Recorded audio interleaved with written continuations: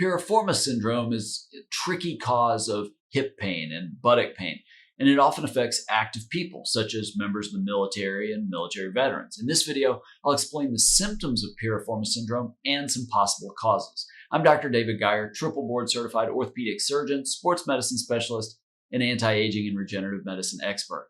I help veterans by writing Nexus letters that argue that your orthopedic injuries are connected to your military training and service so you can get the compensation you deserve.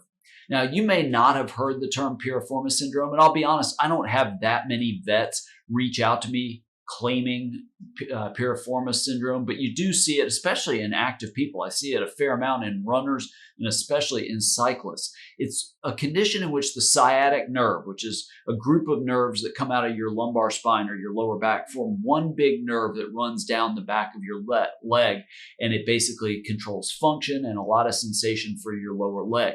In piriformis syndrome, that sciatic nerve is trapped at what's called the ischial tuberosity, or at that level, basically in your buttock, and it can be a very common cause of buttock pain. Typically, you don't have as much in terms of numbness and tingling down the leg. You don't typically have weakness in a particular nerve group, such as a foot drop, but it can be just this dull, achy lower back, but especially buttock pain. Now, there's a number of different factors that potentially contribute to piriformis syndrome.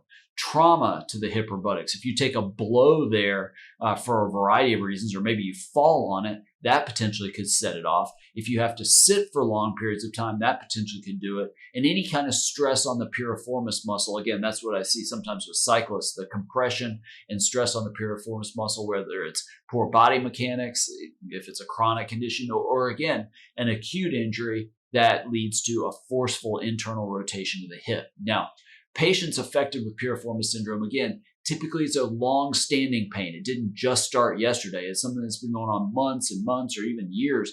And that pain is located in the buttock usually, but sometimes the posterior hip. It's not typically felt in the groin. A lot of times you'll have pain when you first get out of bed. It may be hard to sit for a prolonged period of time, for a long period of time. That's why cyclists struggle. But if you work a desk job, that can do it too.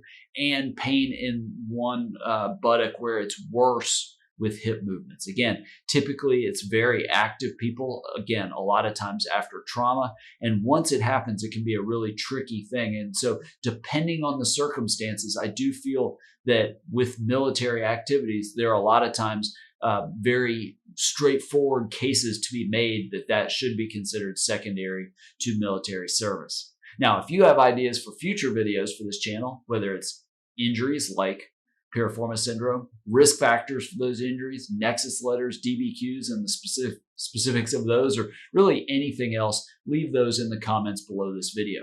Make sure to subscribe to this channel, click the bell to be notified when I release a new video.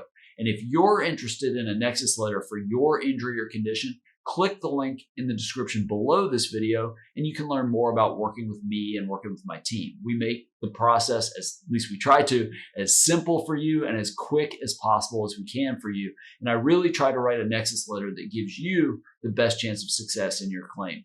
Thanks for watching. I look forward to helping you more.